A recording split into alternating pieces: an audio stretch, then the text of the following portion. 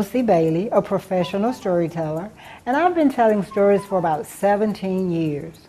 I started telling stories when my son, who is now 27, was in 4th grade. So every week I would volunteer and I'd go into the classroom and I'd read stories. And each week they'd add new teachers, and so eventually I was telling stories all over the school. So at any rate, that's how I became a storyteller. So by this time I had been telling Brer Rabbit stories, because I would take these stories and read them to the children because I loved them. I grew up with them as a kid. Everybody I knew loved them and knew them. So I started reading the Brer Rabbit stories, and so this is my first CD that I published, Brer Rabbit According to Josie. As a storyteller, I would tell stories at the Mableton Festival every year in Mableton, Georgia. And so Mableton is a city that was named after a man named Robert Mable. And on Floyd Road, where the Mable House Amphitheater is, that was his plantation, the Mableton Plantation. And so in the backyard of his cemetery, of his house, is a cemetery where he buried his family members, and it has the headstones and everything. But in the same cemetery on the other side, he has buried about 17 of his slaves. And so some people in Cobb County wanted to know who those slaves were. And so they wrote a grant, hired people to do research on the slaves, and then they asked storytellers to write stories about the slaves. So the person that I was assigned to write a story about was Celia Mable. Now her name is not Celia Mable because she's Robert Mable's daughter, but when you're a slave, you take on the last name of your master. So I was asked to write a story about Celia Mable, and I wrote this story. I wrote 2 stories, and I put them in this, and so a lady who was there said, I'm going to publish those stories for you. So that's how my first booklet came to be, From Dawn to Dusk, and it's a story of a slave, Celia Mable, buried in the Mableton Cemetery. It's based on her true story, but it's not her true story. It's historically true. Good afternoon. I am Josie Bailey, a professional storyteller, and I am delighted to be here with you to share Black History Month with you. Now, we have a Black National Anthem, and the name of our Black National Anthem is Lift Every Voice and Sing, and is written by James Weldon Johnson. In 1919, the NAACP adopted it as the Black National Anthem. And I'm going to sing just a little of it for you so that if you ever hear it again, you will know that it exists. Lift every voice and sing till earth and heaven ring, ring with the harmonies of liberty. Let our rejoicing rise high as the listening sky. Let it resound loud as the rolling sea.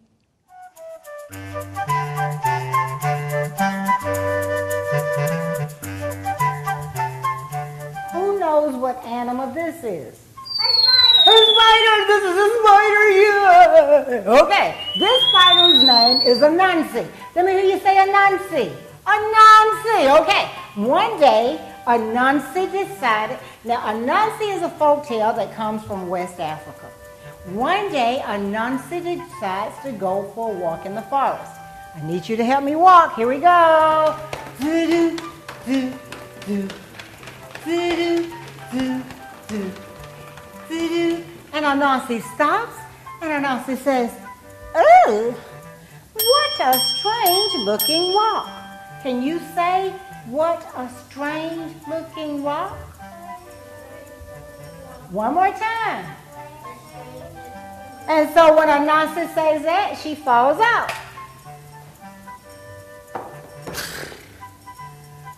And Anansi wakes up and she goes, what happened? All I said was, what a strange looking rock. And when Anansi said that, she falls out again. And Anansi wakes up and she goes, I know, this must be a magic rock. So Anansi got an idea. She decided to go and visit some of her friends. Now, what animal are you? A raccoon, maybe? Bear? What do you think it is? Raccoon. Oh, raccoon. Okay, let's go to Miss Raccoon's house. Here we go. Do-do, do, do. And Anansi stops and Anansi says, good morning, Miss Raccoon. Can you say good morning? Good morning. What food do you have, girlfriend? Apple. I love myself some apples. Would you like to go for a walk with me? Yes. Okay, you've already left your food. Here we go.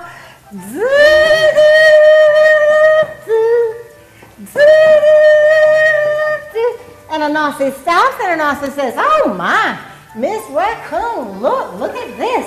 And what is she supposed to say? What a strange looking rock. Now you say that. What a strange looking rock. Now fall down. And Anansi goes and gets her food and takes it to his house. Okay, you can get up and go home.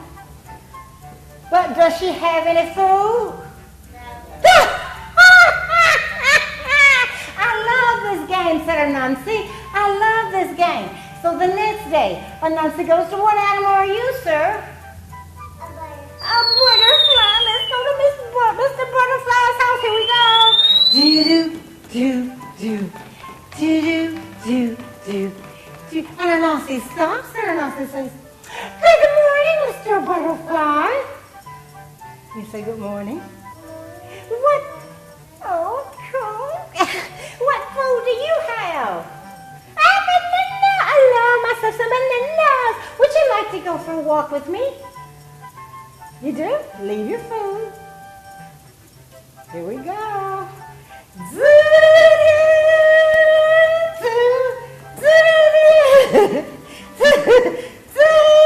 And Anansi stops and Anansi says, oh my, Mr. Butterfly, look at that. What is he supposed to say? Okay, now you say it. Now fall down. Wow! And Anansi goes and gets his food and takes it to her house. Okay, get up and go home. But does he have any food? No. Said Anansi, I love this game. I love this game. So the next day, Anansi goes to what animal are you? Let's go to Mr. Frog's house. Here we go. Do do do do do do do do. Hi. Good morning, Mr. Frog. What food do you have? A peach. I love myself some peaches. Would you like to go for a walk with me? Leave your food. Here we go.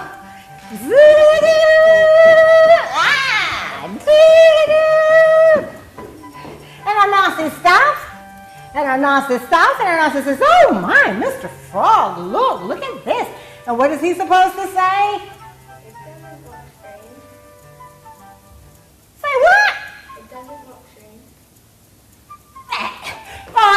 Open up your eyes. Open up your eyes. What are you supposed to say? It doesn't look strange. It doesn't look strange. You're supposed to say, what a strange looking rock. And when Anansi says that, she falls out again. Okay, go and get your friends. Take them to Anansi's house to get their food. Come and get your food. Don't step on my head. All right. And Anansi wakes up and she goes, huh, they tricked me. They tricked me. But at least I still got some food. So Anansi gets up and she goes home and she says, I've been robbed. I've been robbed. You stole my food. You stole my food. But Anansi did learn a very important lesson. It's not nice to play tricks on your friends. Thank you.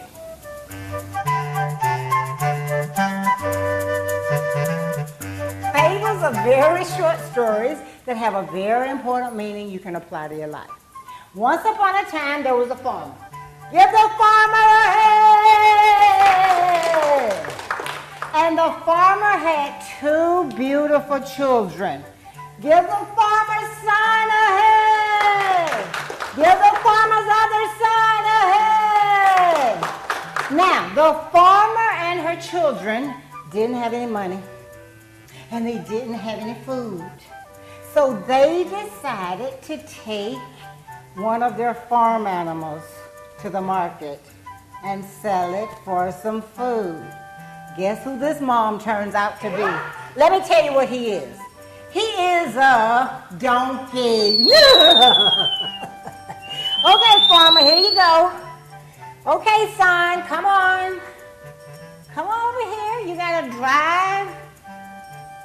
Come on, son. Okay, so they go into the market, drive into the market, go into the market to sell the donkey, and they stop. Stop. Oh, he has, what did you say? Oh, he's a real donkey. Okay, all right. He stops, and then this young lady looks at him and she says, well, where are you going? Tell him where you're going. Ask him, say, what are you going to do? Sell my donkey. Sell my donkey. Okay, so then this lady looks at her and she says, well, honey, if I were you and I was taking that good-for-nothing donkey to the market, I certainly wouldn't be walking behind that donkey. I would ride that bad boy. Okay, here we go. Come on. Get up there. Hold on. Hold on. Hold on. Okay, now we're pretending all three people riding the donkey. So they go into the market to sell the donkey.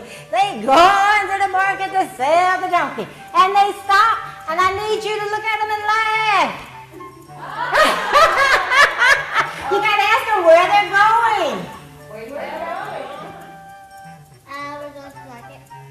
To do what? To sell my donkey. So then this young lady looks at him and she says, by the time you get that poor, pitiful donkey to the market with all your body sitting on it, he won't be worth a pluck nickel. So now the mom gets off, go in front, Mom, and the children hold on. Oh, come back, don't leave the story. Hold on, don't let this donkey go. We gotta hold on.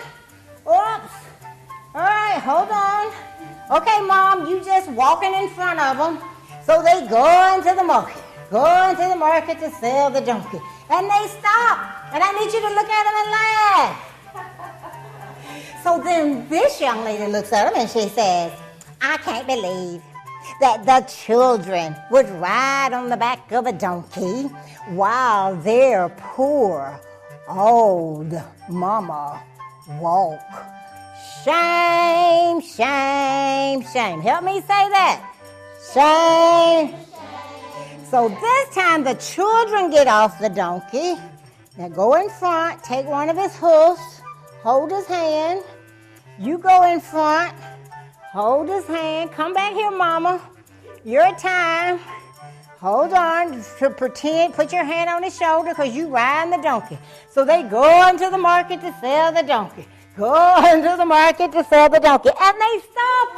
And I need you to look at them and laugh. You got to ask them where they're going. Where are you going? To the market. To do what? To sell my donkey. And so then this young lady looks at him and she says, I can't believe that an old woman would ride on the back of a donkey while her poor little babies walk. Shame, shame, One more time. Shame, shame, shame. So this time, the farmer is so upset. Because remember what she does? She can't please you people. So the farmer decides that she and her children would carry the donkey. Put your arm around her shoulder. Put your arm around his shoulder. Okay, so now they're carrying the donkey to the market. Put your arm around. Okay, they go carrying the donkey to the market. And they stop, and I need you to look at them and laugh. You got to ask them where they're going.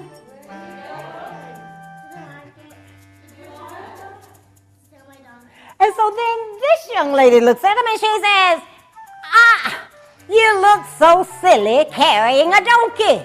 So the farmer is so upset. So she and her children throw the donkey off the cliff.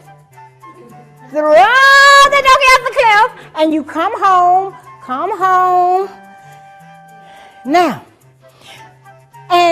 Now why were they going to the market? Come back, you're still in the story. Come back. So why were they going to the market in the first place? To sell the donkey so they could get some money and buy some food. Do they have any food? No. Do they have any money? No. Ooh, do they have a donkey? No. Did they please anybody? But the farmer did learn a very important lesson. You can't please everybody, so you may as well do what works best for you. Thank you.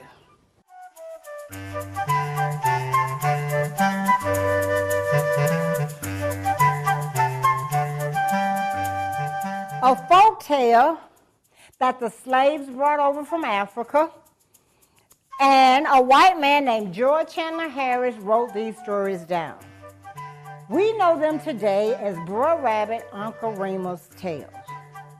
Now, long time ago, all the animals lived in the forest, and they did everything just like us. They lived in houses just like us. They wore clothes just like us. They cooked their food just like us. They even fussed and fought just like us. Now, of all the animals in the forest, there was Brer Rabbit, Brer Fox, Brer Coon, Sister Elephant, Sister Cow, Sister Rhinoceros. All the animals lived in the forest. But there were two animals always playing tricks on each other, Brer Rabbit and Brer Fox. Every morning when Brer Rabbit woke up, the first thing on his mind was how he could trick Brer Fox out of some of his good food.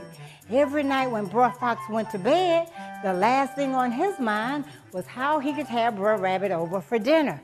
Well, now, he didn't exactly want Brer Rabbit to come over and sit down with him at the table and have dinner. He wanted to have Brer Rabbit on the table so he could eat him up for dinner.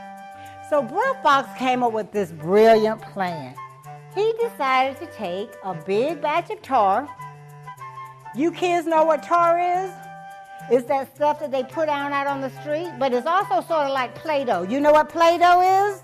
All right, so he took a big batch of tar, shaped it in the form of a person, put a head on it, gave it some ears, some eyes, a nose, gave it shoulders, arms, legs, and feet, sat it in a chair on the side of the road. Now, Brer Fox thought, if I'm going to be successful at tricking Brer Rabbit so I can catch him and eat him up for my dinner, I need to have something that Brer Rabbit really loved. But Brer Fox knew that Brer Rabbit loved one thing more than he loved anything else in the whole wide world. He loved pretty women. So he got the idea to dress the tar baby up. So Brer Fox decides to hide behind a tree and wait for Brer Rabbit to come down the road. Well, he didn't have to wait very long, because before long, Brer Rabbit is coming down the road. Now, I have to tell you something about Brer Rabbit. Brer Rabbit had the most beautiful singing voice of any animal in the whole forest. He once won an Academy Award for his beautiful singing voice. He was the lead singer of the Animal Gospel Choir. So he's coming down the road and he's singing to the top of his voice. Somewhere over the rain,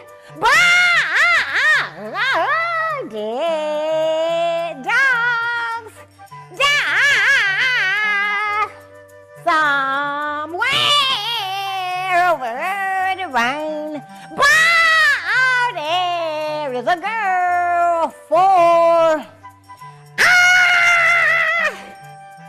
If you want that record, tell your mama to sing it. Okay, so Brer Rabbit goes over to the beautiful, gorgeous woman and he says, good morning to you, darling. But the tar baby don't say nothing. He goes over to the other side and he says, you looking mighty fine this morning, darling. Can I have your cell phone number? But the tar baby don't say nothing. So he goes to the other side and he says, didn't your parents teach you no manners? Because, honey, if your parents didn't teach you no manners, I'm going to teach you some manners. So Brer Rabbit balls up his fist, hits that tar baby upside of the head, and he goes, whop! And what do you think happened? It got stuck. And Brer Rabbit says, turn me loose. You turn me loose. If you don't turn me loose, I'll hit you with my other hand. Whop! Hit them with the other hand. And what do you think happened? What happened? It got stuck. And Brer Rabbit says, you better turn me loose. If you don't turn me loose, I'll kick you with my right foot. Whop! Kicked him with the right foot and it. You don't know who you messing with. If you don't turn me loose, I'll kick you with my other foot. Whop! Kicked him with his other foot and it got stuck.